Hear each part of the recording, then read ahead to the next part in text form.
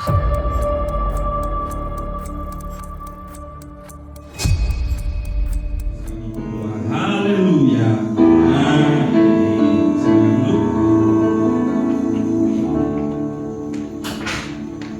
Terima kasih untuk tim worship leader Lydia, thank you ya Mbak ya. Kemudian juga tim musik, Pak Bonggong, CS ya, dan juga rekan-rekan yang lain yang sudah melayani kita. Nggak salah kita berikan applause buat mereka yang terbaik.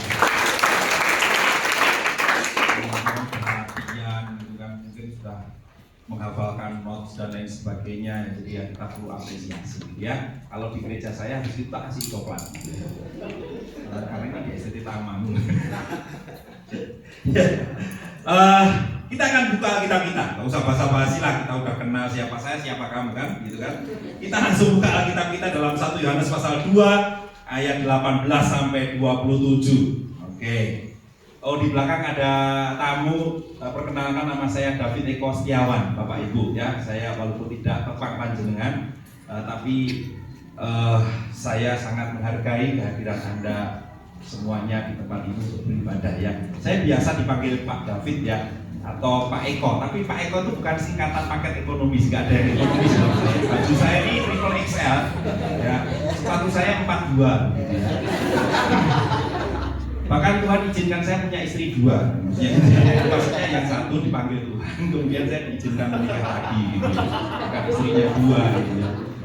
Jadi semuanya nggak ada yang ekonomis dalam diri saya, semuanya ya harus ekstra karena kondisi badan yang sudah saya uruskan tapi tidak kurus-kurus, malah tambah hari tambah gemuk, tanda pendeta yang diberkati Tuhan.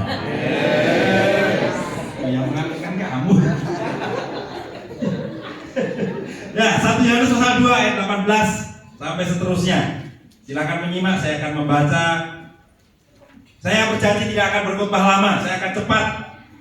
Karena jemaat sekarang suka pendeta yang khotbahnya cepat dan memberi persembahan yang sedikit. Saya akan bacakan demikian bunyi firman Tuhan. Anak-anakku, waktu ini adalah waktu yang terakhir, dan seperti yang telah kamu dengar, seorang antikristus akan datang. Sekarang telah bangkit banyak antikristus. Ini tandanya bahwa waktu ini benar-benar adalah waktu yang terakhir. Memang mereka berasal dari antara kita, tetapi mereka tidak sungguh-sungguh termasuk pada kita. Sebab jika mereka sungguh-sungguh termasuk pada kita, niscaya mereka tetap bersama-sama dengan kita. Tetapi hal itu terjadi supaya menjadi nyata bahwa tidak semua mereka sungguh-sungguh termasuk pada kita. Tetapi kamu telah beroleh pengurapan dari Yang Kudus, dan dengan demikian kamu sudah mengetahuinya.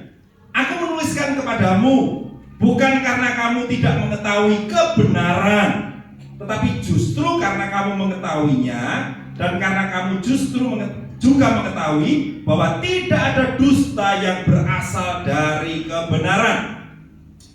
Siapakah pendusta itu? Bukankah dia yang menyangkal bahwa Yesus adalah Kristus? Dia itu adalah antikristus, yaitu dia yang menyangkal baik bapa maupun anak. Sebab barang siapa menyangkal anak, ia juga tidak memiliki bapa. Barang siapa mengakui anak, ia juga memiliki bapa.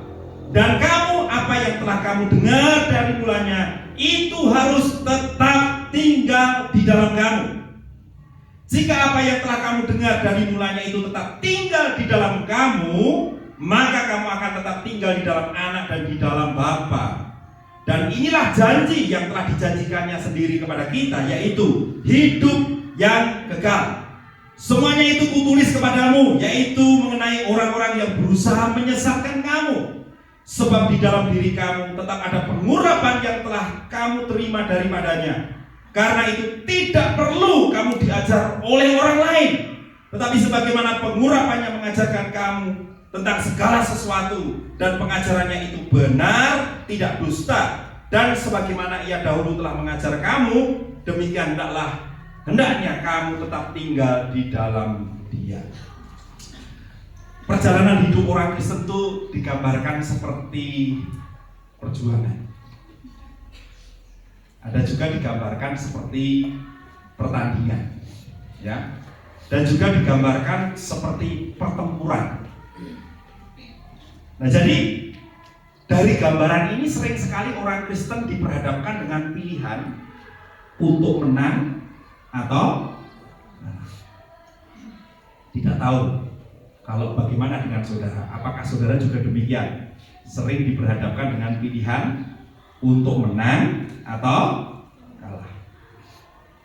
Tetapi umumnya karena gambaran ini tadi, setiap hari kita diperhadapkan dengan pilihan-pilihan untuk menang atau kalah. Khususnya dalam pertandingan iman, ada banyak tantangan di sekitar kita yang bisa membuat orang percaya dalam satu area pilihan tersebut, mau menang atau mau kalah.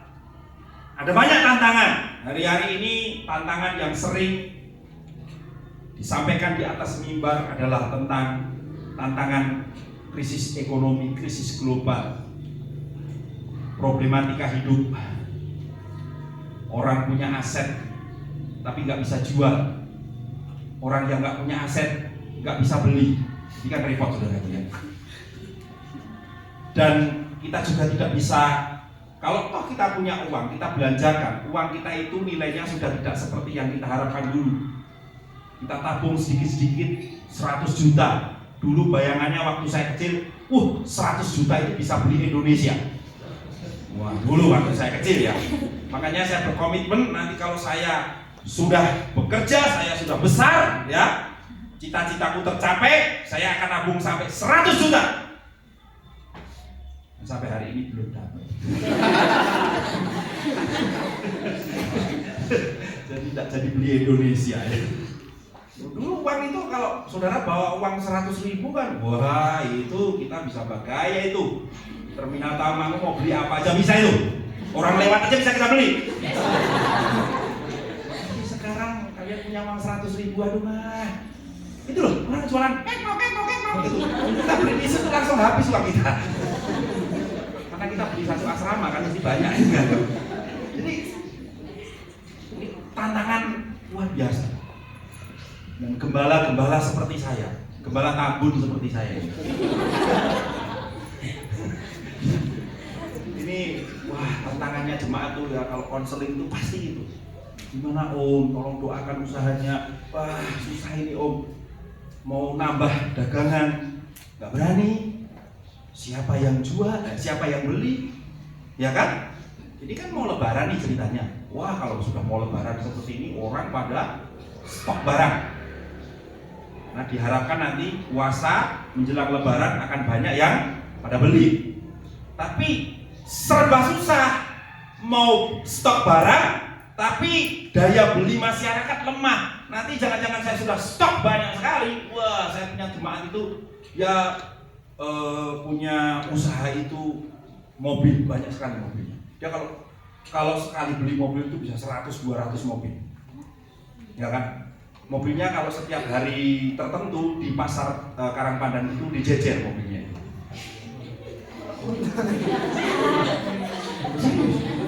Loh, salah nggak saya? Mobil loh, betul. Dan kalau di pasar Karangpandan itu kalau sudah hari, kalau di sana ada pasaran, orang Jawa bilang itu rame-ramenya pasar tuh pasar kalau hari apa orang hitungan Jawa itu wage paing. Kalau Tawangmangu tuh nggak tahu apa. Kamu nggak ngerti, kamu tenang aja, udah skip aja itu.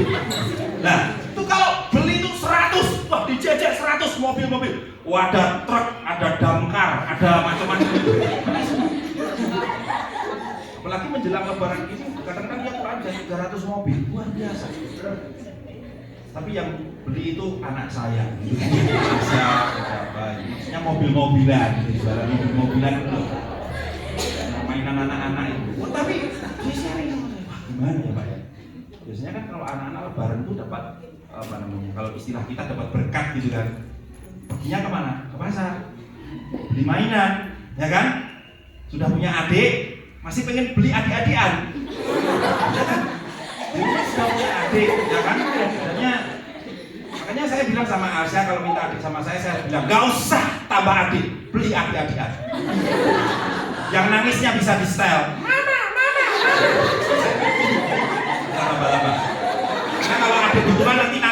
bervariasi. Mama, susu maju. Nah, ini kalian bisa ketawa, tapi perkumpulan orang di luar sana ini banyak orang menangis berurai air mata. Serius, saya sebagai gembala merasakan. Tapi ajaibnya semakin banyak tantangan, badan saya tambah gemuk. Mungkin saya menyerap energi mereka gitu kan.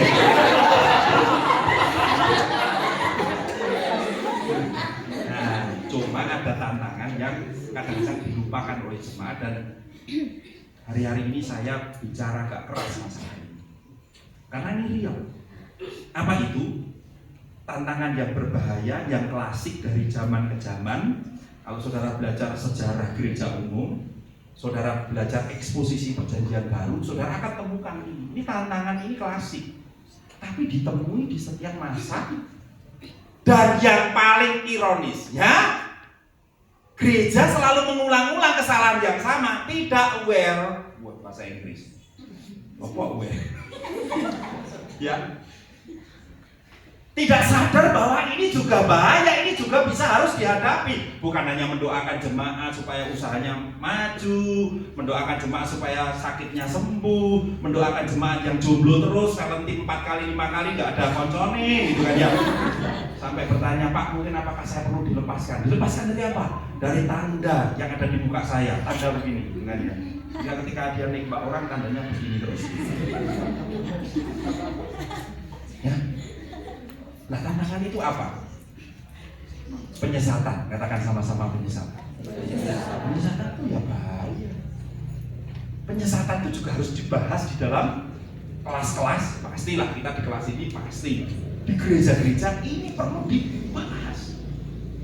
Karena apa? Dengan semakin majunya teknologi informasi, jemaat bisa mengakses YouTube, Instagram, Facebook, apalagi dengan secara cepat, secara ya kalau akurat nanti dulu itu yang akan kita bahas. Mereka mendapatkan itu, asupan itu, sehingga kita juga harus berhati-hati. Apalagi kita yang di sini dididik menjadi hamba-hamba Tuhan, diharapkan nanti akan menjadi agen-agen, ya kan, perubahan untuk membawa pada jemaat itu suatu kesadaran bahwa dalam perjalanan iman saudara itu ada tantangan yang harus disadari terus-menerus, yang itu bisa sewaktu-waktu membawa Anda terpisah dari Kristus. Surat 1 Yohanes itu ditulis dengan tujuan yang sangat jelas, yaitu melawan ajaran sesat yang diajarkan oleh guru-guru, mestinya guru-guru palsu, yang menyusup di dalam jemaat dan berusaha memisahkan orang percaya dari persekutuan.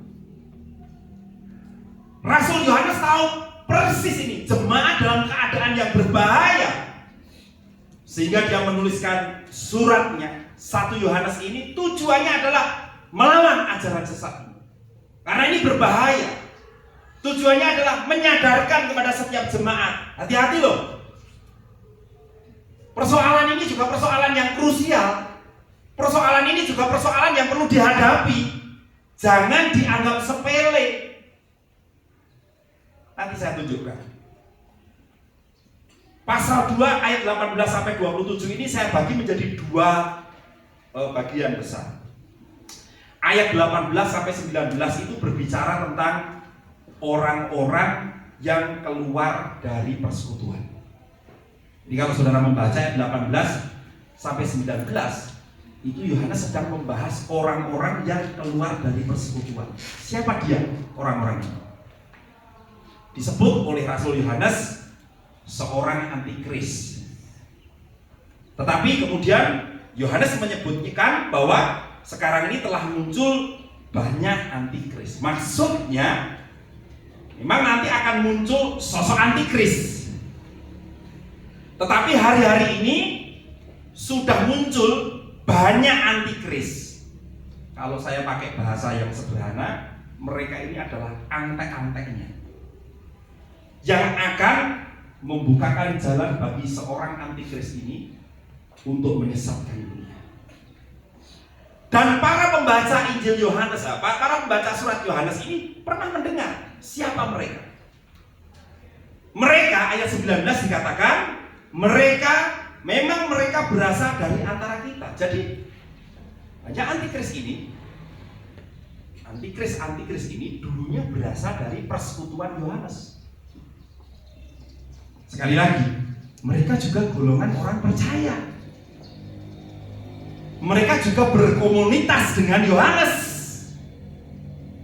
Lalu dijelaskan, tetapi kok mereka keluar dari komunitas tersebut. Mengapa mereka keluar? Karena mereka mengikuti ajaran sesat. Dan repotnya, antara jumlah guru palsu dengan guru yang gak palsu itu lebih banyak daripada guru yang gak palsu. Jadi bisa dikatakan pada waktu pembaca kitab surat 1 Yohanes ini menerima surat ini, pada waktu itu konteksnya guru palsunya lebih banyak daripada guru yang gak palsu. Dan ini ancaman, diingatkan loh, hati-hati, mereka itu dulu berasal dari kita, tapi kemudian mereka keluar dari komunitas kita. Mengapa? Karena mengikuti ajaran yang namanya Gnostik. Kita semua pasti sudah belajar apa itu Gnostik.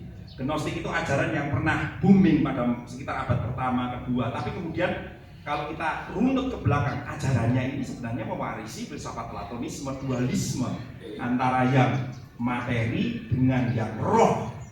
Yang roh itu dianggap baik, sedangkan materi itu dijahat. Akhirnya Gnostik ini menyesatkan jemaat dengan mengatakan bahwa gak mungkin Allah yang baik, yang roh itu menjelma dalam materi. Sekali lagi gak mungkin. Itu salah, gak mungkin Allah yang baik kok menjelmakan diri dalam satu wujud materi. Ini pengajaran Gnostik dan ini rupanya diajarkan di dalam jemaat, ditularkan di dalam jemaat oleh banyak guru-guru palsu yang tidak lain adalah antikris itu. Dan tragisnya ada sebagian besar yang kemudian percaya.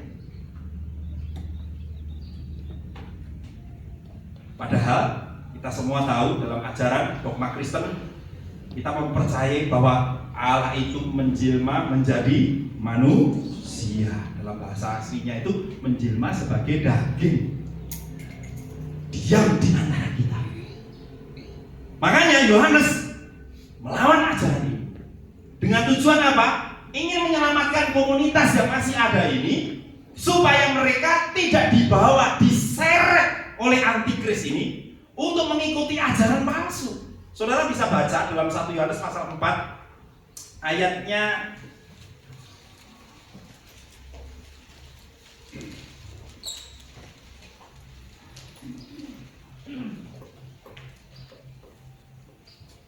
Yohanes pasal 4 ayat yang kedua itu saya akan bacakan dalam terjemahan Alkitab Firman Allah yang hidup supaya lebih dinamis kita mendengar perkataan Yohanes ini. Demikian 1 Yohanes 1 ayat yang keempat ayat 2. Ini serangan Rasul Yohanes kepada ajaran Gnostik. Dia mengatakan, sahabat-sahabat saya yang saya kasihi. Ini terjemahan Firman Allah yang hidup.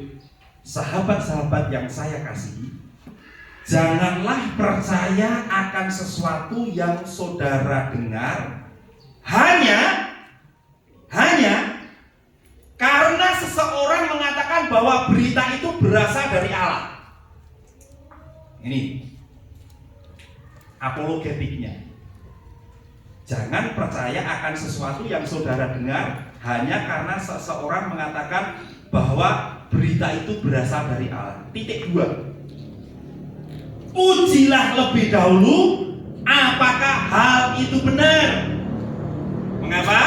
Karena di sekitar kita terdapat banyak guru palsu. Jadi firman Allah yang hidup pun masih mempertahankan kata banyak. Artinya memang ini fenomena pada masa itu. Demikian banyak guru-guru palsu yang mengajarkan ajaran Gnostik. Dan Yohanes mengajarkan kepada jemaatnya, komunitas umat Tuhan, jangan cepat percaya. Walaupun yang mengatakan itu berkata, ini dari Tuhan, ini dari Allah. Kalau bahasa kita sering pakai apa? Ini suara apa? Suara Tuhan. hati-hati. Karena guru-guru palsu juga mengklaim bahwa yang dikatakan itu berasal dari dan membuat cap bahwa apa yang dikatakan itu adalah suara Tuhan. Ini sangat kontekstual dengan masa kita saat ini. Waduh, kalau saudara lihat sekarang ini, saudara klik YouTube, saudara klik internet, apalagi semua media sosial, apapun, banyak sekali orang yang mengaku apa yang dikatakan itu berasal dari Tuhan. Itu suara Tuhan. Dan firman Tuhan pada pagi hari ini mengajak kita semua, ujilah itu. Uji, jangan hanya sekedar yakin. Bahkan ainul yakin, hakul yakin. Padahal yang saudara yakini itu sebenarnya bukan dari Tuhan. Hanya dikasih icap saja suara tuh. Karena saudaraku, apalagi dalam konteks berjemaat, kalau ada hamba Tuhan, ada orang mengklaim itu suara Tuhan, orang sudah takut. Ini kan ngeri. Makanya kita harus benar-benar berdiri di atas kebenaran. Bagaimana caranya? Uji. Loh, kita punya kesempatan untuk menguji. Apakah itu nggak kurang ajar? Saya selalu berkata di tempat saya melayani, jemaat saya beri kebebasan untuk menguji setiap apa yang disampaikan dari hamba Tuhan dari mimbar, khususnya hamba Tuhan yang melayani di gereja lokal, yaitu pendetanya. Saya minta, jangan asal percaya. Saudara bisa belajar. Bahkan di gereja kami setiap Rabu terakhir itu ada sekolah. Saya punya mahasiswa. Selain di sini, saya punya mahasiswa itu ada 45 orang. Ya. Usianya kisaran 30 tahun ke atas, 70 tahun juga ada. Jadi mbak-mbak juga ikut. Saya bikin namanya sekolah pendalaman iman. Saya singkat menjadi sendi. Nah, sendi itu isinya siapa? Jemaat. Apa yang mereka lakukan? Mendalami iman. Siapa yang mengajar? Waduh, banyak dosen. Mas Arif pernah ngajar juga ya Mas, di tempat kami, ini saksinya. Nanti kapan-kapan ngajar lagi Mas. Ini udah semester baru, nanti Mas Arif akan mengajar ini pasti. Mumpung ingat gitu kan. Ini kan sambil menyelam minum kopi kan ini kan ya. Kemarin yang pertama Pak Firman, kemudian Pak Kalis ya, besok ke depan Pak Arif dan dosen-dosen yang lain. Itu yang mengajar bukannya dosen STT Tawangangu, dosen dari STT hampir di Surakarta. Memang saya minta yang menjadi pembicara adalah mereka-mereka yang terdidik dalam iman, karena mereka akan mendidik pendalaman iman. Nah ini penting saudaraku, karena kadang-kadang kita, apalagi seorang gembala gitu ya, takut kalau jemaatnya pinter.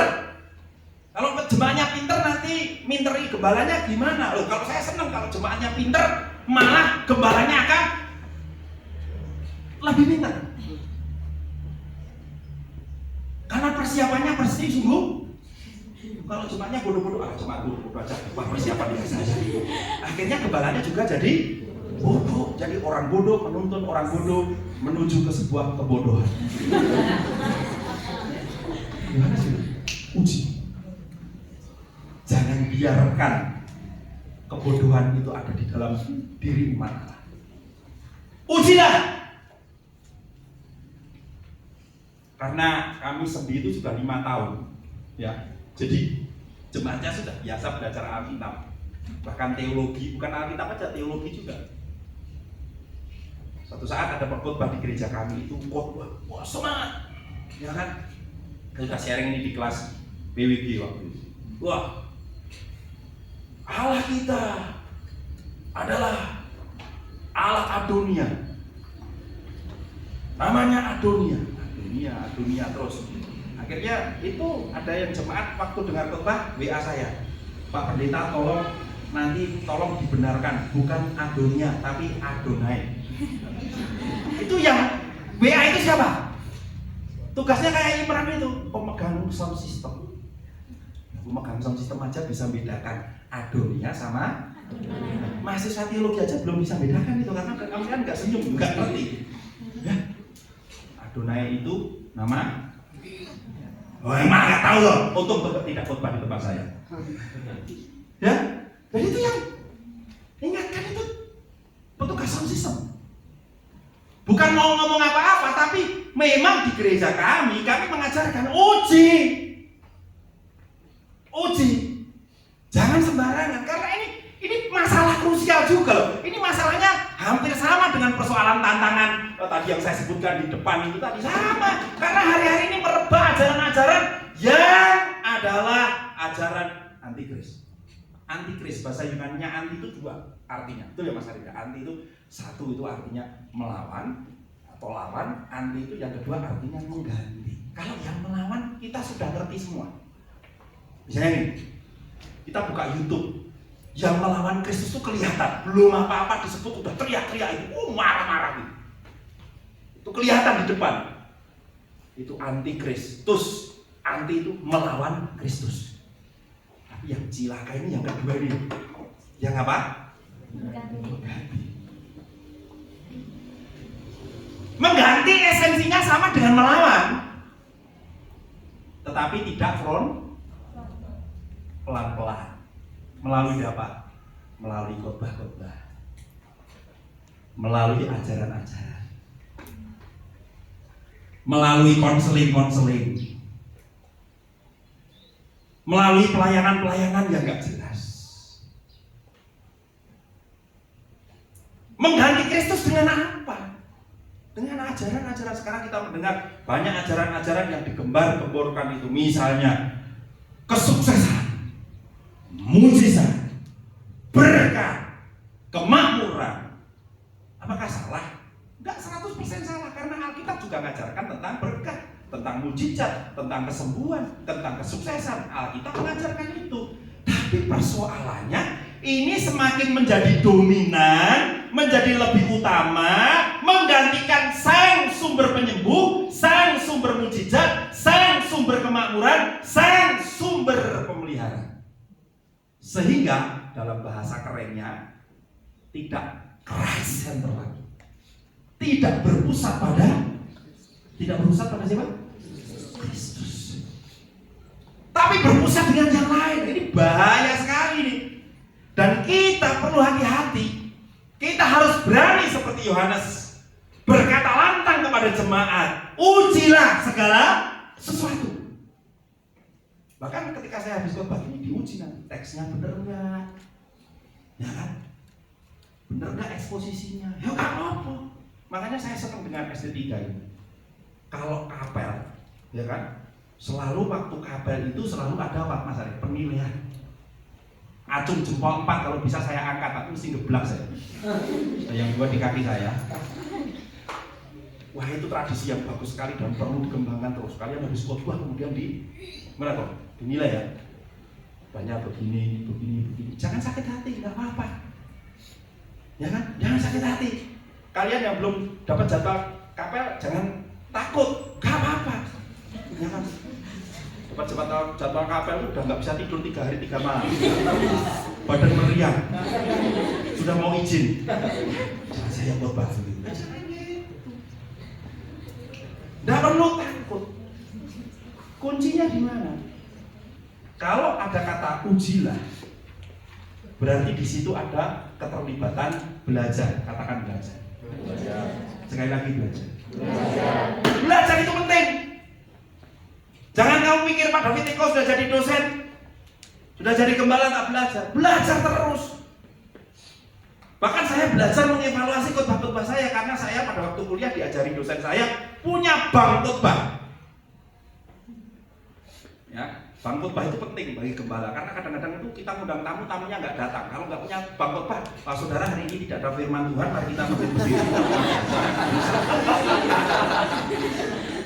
Untuk punya bank khotbah, tamunya nggak datang karena ada mungkin halangan di jalan, apalah, kita sudah lihat.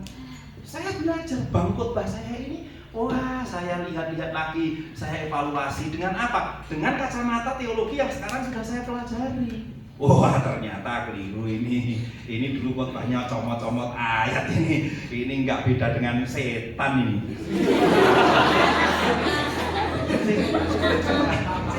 Iya, jadi dulu saya pernah jadi persetanan ini ya gitu. Ayatnya ngomong gini, dibilangin gini, ini dicoret dari bank khotbah, ya. Ini bank pordimen, ya kan? Kerja kerja di bangunan nyampur wedi harus semen gitu kan. Ya, coret, hapus, atau dipelajari lagi. Harus belajar. Salah satu ciri anak-anak Allah adalah suka belajar. Loh, kalau kita belajar dalam teks ini, orang-orang yang ada di dalam persekutuan ini disebut anak-anak Allah. Lah anak-anak Allah ini punya kemampuan memuji. Lah kamu mau memuji tapi nggak belajar, baca Alkitab aja belum pernah khatam. Ayo jujur, siapa di sini pernah belajar baca Alkitab Kejadian sampai Wahyu? Balik lagi Kejadian sampai Wahyu. Asal jangan dibalik Wahyu terus Kejadian. Kejadian pulang balik. Oh kamu kalah sama jemaat saya. Jemaat saya itu sudah 2-3 tahun. Karena itu bagian dari reading Bible, daily reading Bible. Baca terus, baca urut. Nah, baca urut itu fungsinya apa? Ada, nanti saya tunjukin. Belajar. Kita bilang bisa muji, tapi kita nggak mau belajar. Makanya di sini kalian belajar itu tujuannya itu. Kalian akan menjadi agen, katakan agen. Agen perubahan yang bisa menolong umat Tuhan tidak keluar dari komunitas orang. Saya perlu share pengalaman saya, bukan doktrin. Dalam pengembalaan, sudah beberapa jemaat kami yang keluar dari persekutuan. Mengapa? Salah satunya tidak mau belajar, tidak mau menguji segala sesuatu. Sudah diingatkan, sudah di pastoral, tapi kekeh, ya sudah. Sekarang tidak jelas keadaannya. Jadi ini tantangan. Dan yang menarik, ini yang menarik. Kalau saudara baca, antikristus ini hadir sebagai tanda dari akhir zaman. Betul? Amin? Ya, kalau saudara baca tadi kembali di pasal 2 tadi ya. Pasal 2 ayatnya yang ke-18 tadi kan itu jelas sekali. Anak-anakku, waktu ini adalah waktu yang terakhir. Dan seperti yang telah kamu dengar, seorang antikris akan datang. Sekarang telah bangkit banyak antikris. Itulah kita baca 1, 2, 3.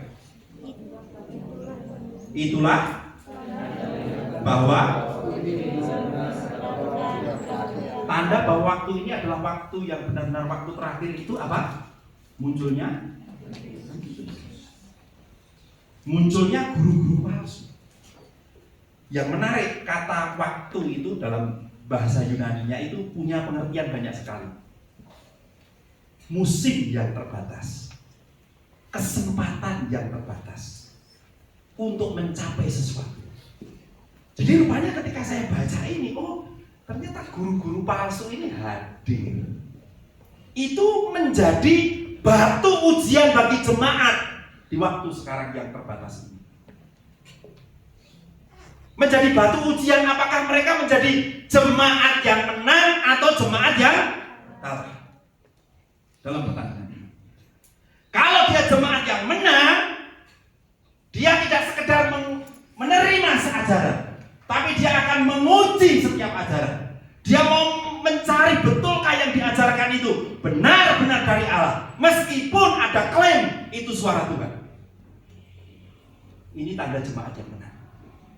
Karena tipu daya si iblis, si jahat itu yang mewujud dalam antikris itu sedang bergerak luar biasa. Saya bersyukur dibesarkan di Sekolah Tinggi Teologi Tawangmangu sejak tahun 2000. Saya lulusan di sini 98 saya lulus. Kemudian menjadi pengajar struktural, menjadi bagian dari keluarga di sekolah ini. Saya bersyukur karena apa? Salah satu yang selalu ditekankan, diajarkan di sekolah ini, jangan hanya mendengar dan meyakini, tetapi saya dididik sejak awal ujilah semua. Dan itu nggak boleh pergi dari STT Tawangmangu. Bahkan ini perlu dikembangkan dalam proses belajar mengajar, dalam proses berasrama, dalam proses bersinergi dengan orang-orang di sekitar kita. Ini harus dikembangkan. Supaya apa?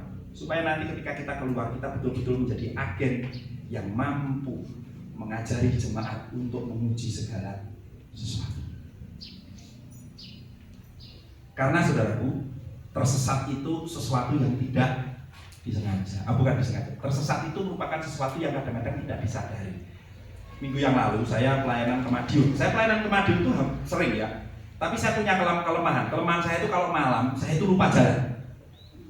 Makanya kalau saya pelayanan malam hari, saya pasti ajak teman. Kalau nggak istri saya, anak saya. Kalau anak saya nggak bisa, ya cari sopir. Kalau nggak cari sopir, ya pokoknya ajak teman, ya kan? Tapi teman betul-betul, bukan teman tapi mesra. Baik. Tujuannya apa? Biar dia ingat. Satu saat kemarin saya pelayanan ke Madiun, pulangnya cukup malam, jam 9. Waduh, ini alamat kalau malam begini.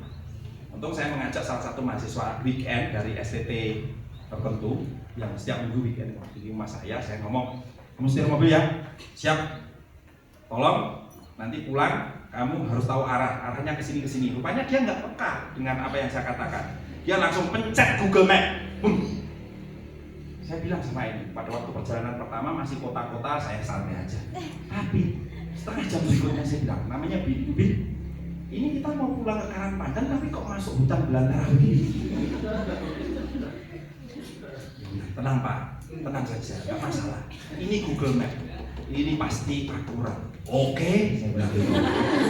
Setengah jam berikutnya tambah masuk hutan lagi. Loh, ini hutan belantara loh. Sopirnya mulai ragu-ragu. Iya ya Pak ya. Tapi pasti sampai. Akhirnya dia banting ke kanan sesuai dengan arahan Google Map mbak-mbaknya itu, ya, belok ke kanan 100 meter lagi, belok ke kanan, gitu kan ya. Dia akhirnya belok ke kanan. Waktu belok ke kanan, itu bukan hutan lagi, tidak ada listrik, gelap gulita. Saya langsung stop Bill, namanya Bill, stop Bill. Kamu tidak perlu lanjutkan. Nah kenapa Pak? Kalau kamu lanjutkan, saya bisa melihat ke depan. Di sana itu ada sungai besar. Kita nyemplung nanti. Baru supaya saya itu ketakutan akhirnya berhenti. Saya bilang, sudah, tidak usah pakai internet aja. Sudah, pakai internet aja. Turun hanya di sana. Waktu turunnya di tempat sepi. Ada suara krik krik krik krik. Gak ada orang. Untung ada depan rumah itu sedang keluar. Kemudian dia ngejar, Bapak mau kemana? Dia bawa mobil. Saya mau ke sini. Wah, sama dengan perjalanan saya, Pak. Saya tersesat. Loh, kok bisa tersesat? Iya, Pak, disesatkan sama Google Map. Dia baru yakin disesatkan. Akhirnya kami berangkat ke sini, ikutin itu sampai. Ada kalanya interlude itu juga penting. Itu bukan kejadian yang pertama, yang kedua, yang ketiga. Sering saya itu pokoknya kalau malam itu ya, kalau tidak bisa hafal jalannya ya pakai itu Google Map. Dan pernah saya sama istri saya pulang pengennya Karangpandan, masuknya kuburan. Masuk kuburan. Pak, ini di tengah-tengah kuburan, tenang aja, ada Roh Kudus di sini. Saya bilang, turunlah kamu tanya, ini kuburan mana? Bapaknya sama-sama. Kalau yang mati-mati itu bisa ditanya. Untung istri saya masih muda, begitu berpemberani, ya, badannya besar, gemuk gitu. Jadi kalau waktu keluar mungkin setan takut sama dia.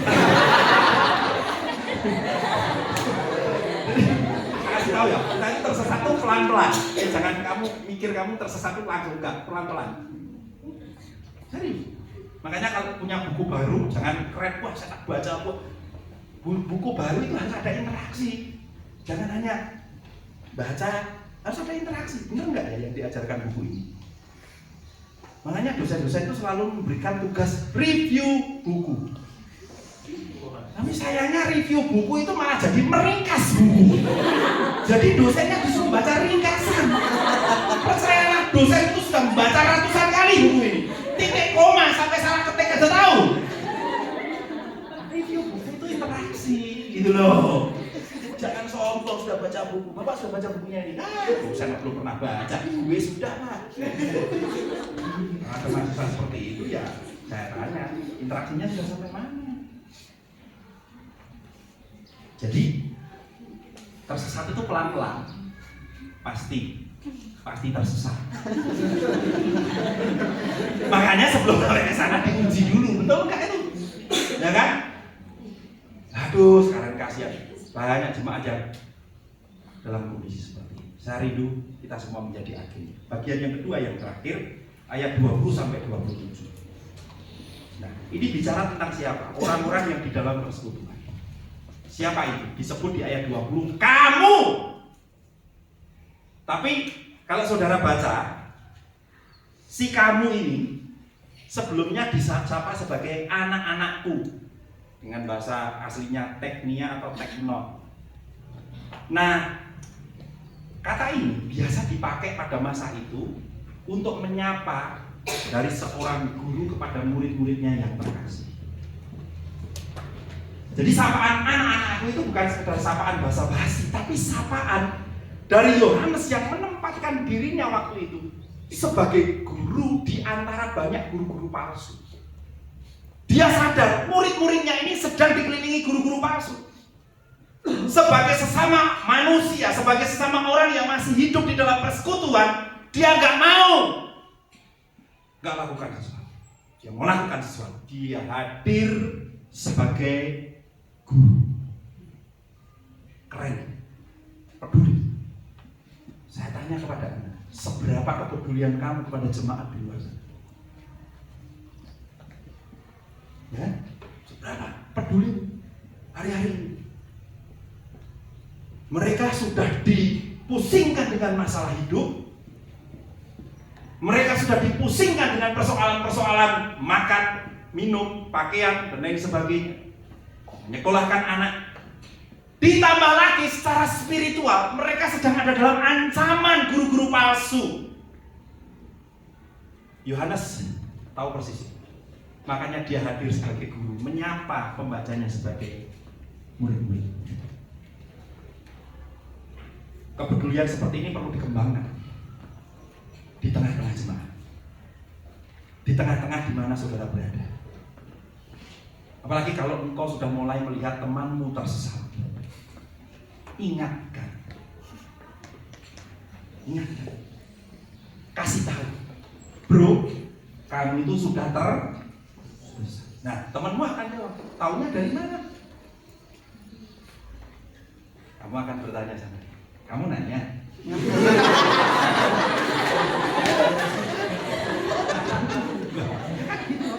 Kamu nanya ya, saya bertanya, tersesat saya di mana? Jangan terpukul dengan orang pintar, belum tentu orang pintar itu benar lurus. Orang pintar ya, kalau nggak hati-hati bisa tersesat. Tanyain, tersesat saya di mana? Kasih tahu. Nah, kalau kamu memberitahu, tidak belajar, malah kamu yang tersesat. Makanya perlu belajar. Seperti Yohanes ini punya kepedulian. Lalu selanjutnya mereka yang disebut murid-murid ini juga disebut sebagai orang-orang yang telah beroleh pengurapan dari Yang Kudus.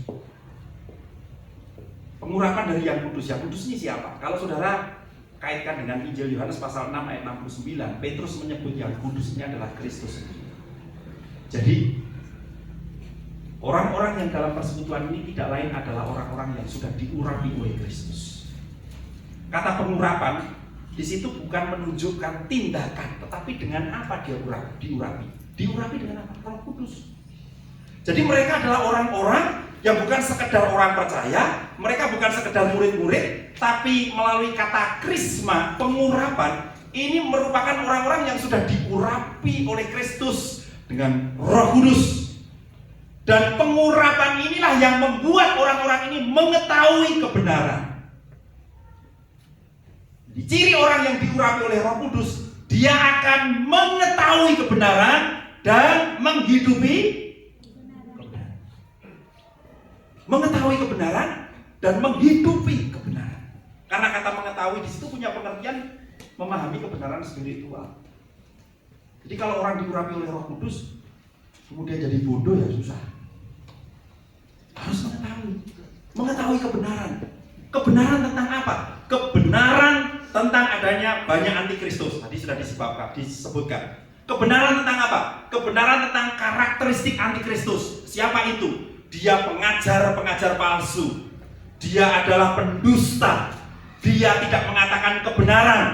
Jadi jemaat yang diurapi oleh Roh Kudus akan tahu siapa dia. Dia lawannya Kristus, apakah dia pengganti Kristus? Dari mana? Dari yang dengan dilihat cara hidup sang pengajar itu. Kalau pengajarnya sukanya dusta, walaupun dia pakai klaim mendengar suara Tuhan, dia adalah loh, kok takut kok? Apa? Anti Kristus. Loh, serius sih. Jadi meskipun dia ngomongnya setinggi langit, klaimnya pakai suara Tuhan, tapi kalau hidupnya itu, karakter hidupnya itu adalah pendusta, sukanya berdusta. Meskipun pakai klaim dia pakai suara Tuhan, hati-hati. Karena guru-guru palsu yang ada di sekitar pembaca surat Yohanes itu rata-rata adalah mereka pendusta, mendustakan kebenaran. Ayat 22, menyangkal Yesus adalah Kristus, menyangkal Bapa. Bagaimana dengan orang-orang yang kemudian saudara tahu seperti ini? Kalau dia pendusta, dia anti Kristus, maka apa yang harus kita lakukan? Nah, coba kita membaca ayat 27 pakai terjemahan bahasa Indonesia bahasa Indonesia ya TB itu. Saudara pasti pegang itu. Ini ada ayat yang kontroversial, kadang-kadang salah tafsir. Demikian bunyi firman Tuhan. Kita baca sama-sama pada hitungan yang ketiga, ayat 27. 1, 2, 3. Sebab di dalam diri kamu tetap ada pengurapan yang telah kamu terima daripadanya. Karena itu tidak perlu kamu diajar oleh orang lain. Tetapi sebagaimana pengurapan yang mengajar kamu tentang segala sesuatu dan pengajarannya itu benar, tidak dusta, dan sebagaimana ia dahulu telah mengajar kamu, demikianlah hendaknya kamu tetap tinggal. Ayat ini kalau diaplikasi langsung berbahaya. Karena apa? Aplikasinya kalau nggak lihat konteksnya, nggak lihat ayatnya, biasanya diaplikasi orang Kristen tidak perlu diajar orang lain. Jadi belajar sendiri aja. Jadi tidak usah masuk kelas, di kamar aja. Karena nggak diajar oleh orang lain, ya kan? Nggak perlu pendeta, nggak perlu gembala, nggak perlu pengajar, belajar sendiri sama Roh Kudus. Saya akan diajar sama Roh Kudus. Apakah artinya seperti itu? Hati-hati, saudara. Yang disebut orang lain dalam teks ini maksudnya siapa? Orang lain di sini adalah guru-guru yang sudah keluar dari persekutuan, yang sudah mengikuti ajaran sesat. Orang-orang yang seperti ini, saudara tidak perlu belajar dengan mereka. Karena kalau belajar dengan mereka, saudara lambat laun, pelan tapi pasti tersesat. Cuma sekarang ini kita masih nekat, kita percaya followernya banyak, Pak. Bolehlah kita ikut. Kalau saya radikal di sini. Kalau dia jelas-jelas nabi palsu, dia jelas-jelas pengajar palsu, followernya, terus apa lagi istilahnya sekarang? Followers, pengikut, apanya itu? Tak putusin, ngapain? Lingkaran omongan sampah. Mau? Kenapa? Hati-hati. Lalu kita perlu diajar oleh siapa? Diajar oleh orang-orang yang ada masih satu komunitas dengan kita. Komunitas Yohanes, komunitas orang-orang percaya. Kita perlu diajar sama mereka. Kita perlu belajar melalui mereka. Makanya tidak salah Anda belajar di sini. Belajar dengan orang-orang yang masih satu komunitas. Jangan dengan orang-orang yang saudara sudah tahu ajaran dan cara hidupnya tidak matching. Ini bahaya. Ajarannya keren, cara hidupnya nggak keren. Kalau doa aja kerennya setengah mati sampai menembus langit ke-7. Tapi kalau utang nggak bayar-bayar. Ya. Kalau ditagih utang jawabannya Alkitabiah. Hendaklah kamu sabar seorang teman. Penuh kasih mesra. Ya bro. Tapi saya ini butuh uang bro. Waktu kan kamu pinjam 300.000. Boleh nggak hari ini? Udahlah. Barang siapa menabur dia akan menjual. Padahal ini persoalannya beli pulsa bukan beli ayam. Hati-hati. Dengan orang-orang yang seperti ini, firman Tuhan bilang, kamu tidak perlu diajar. Kalau kamu berteman di media sosial, skip. Saya punya ya teman-teman yang kayak gitu. Saya main Facebook itu sejak Facebook pertama muncul itu saya main Facebook, makanya saya pecinta Facebook. Karena sama anak saya bilang, papa itu jadulnya setengah mati, mainnya masih di Facebook. Oh, nggak apa-apa, nikmati. Yang saya sudah tidak ikut lagi. Karena apa? Hati-hati. Dan kita sudah punya keyakinan ketika saya uji, ini nggak benar. Ini salah. Jangan tinggal di sana. Makanya pesan terakhir dari Yohanes ayat 24. Tetaplah percaya dengan apa yang diajarkan sejak semula. Ya, tetaplah pegang itu ajaran.